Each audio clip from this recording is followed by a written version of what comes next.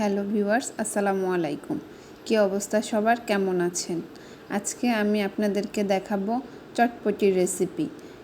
চটপটি আমরা সবাই কম বেশি বানাতে পারি, কিন্তু কিভাবে খুবই অল্প সময়ে চটপটিটা ঘরে তৈরি করতে পারা যায় সেটাই আজকে আমি আপনাদের সাথে শেয়ার করব। আমরা চটপটি খেতে পছন্দ করি না এরকম মানুষ মনে হয় খুবই কম আছে, এবং বাঙালি মেয়েরা তো চটপটি ফুচকা খুবই পছন্দ করে। তো চলুন দেখে নেওয়া যাক আজকের রেসিপি। এজন্য আমি আগে থেকে ভিজিয়ে সিদ্ধ করে রেখেছি ডাবলি। এটা খুবই ইজি প্রসেস। শুধু ডাবলিটা আপনি সারা রাত ভিজিয়ে রাখবেন এবং সকালবেলা বা যখন আপনি খেতে চান তখন সিদ্ধ করে নিলেই হবে। এর সাথে আমি যোগ করে দিচ্ছি কয়েকটা সিদ্ধ আলু।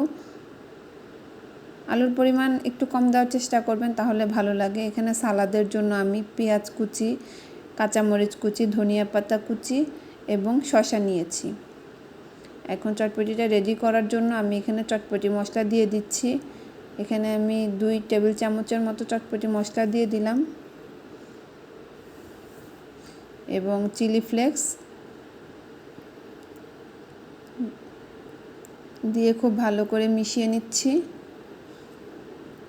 চটপটি বানানোটা আসলে খুবই ইজি, কিন্তু এক একজন এক একভাবে তৈরি করেন। তো আমার কাছে মনে হয় সবচেয়ে সহজ রেসিপি হচ্ছে এটা। তো আপনারা ইচ্ছা করে ট্রাই করে দেখতে পারেন। খুবই কম সময় এবং খুবই ঝামেলা মুক্তভাবে আপনারা বাসায় চটপটি বানিয়ে খেতে পারবেন ইনশাআল্লাহ। তো কয়েকটা কাঁচামরিচ কুচি দিয়ে দিলাম। ঝালের পরিমাণ আপনারা ইচ্ছা মতো দিয়ে নেবেন।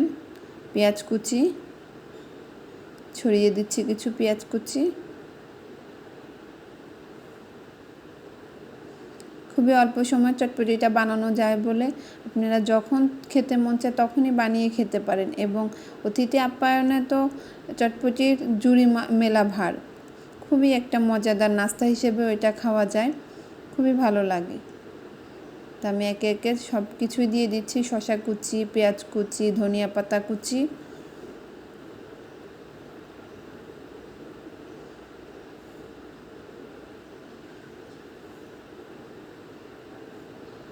এবং উপর থেকে কিছু ডিম কুচি করে দিয়ে নিলাম। এটা আমি কোড়ানির সাহায্যে, সবজি কোড়ানি যে আছে ওটার সাহায্যে আমি ডিমটাকে কুচি কুচি করে নিয়েছি। উপর থেকে ছড়িয়ে দিচ্ছি। এবার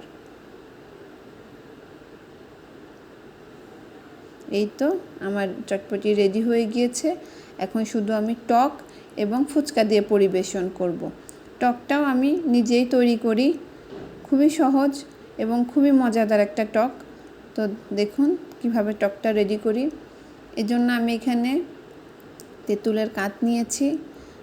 এর সাথে আমি দিয়ে দিলাম চটপটি মশলা এবং কিছুটা ভাজা মরিচের গুঁড়ো,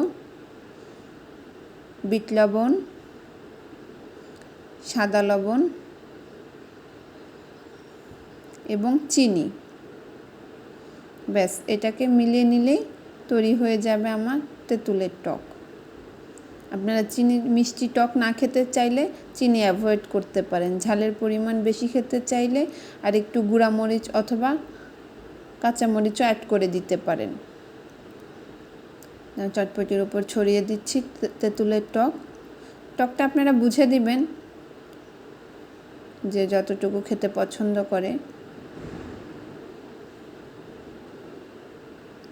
এই তো হয়ে গেল আমার চটপটি রেডি। ধন্যবাদ সবাইকে। আমার রেসিপিগুলো যদি ভালো লাগে অবশ্যই আমার চ্যানেলটি শেয়ার করবেন এবং সবাইকে রেসিপিটি দেখার সুযোগ করে দিবেন। ধন্যবাদ সবাইকে।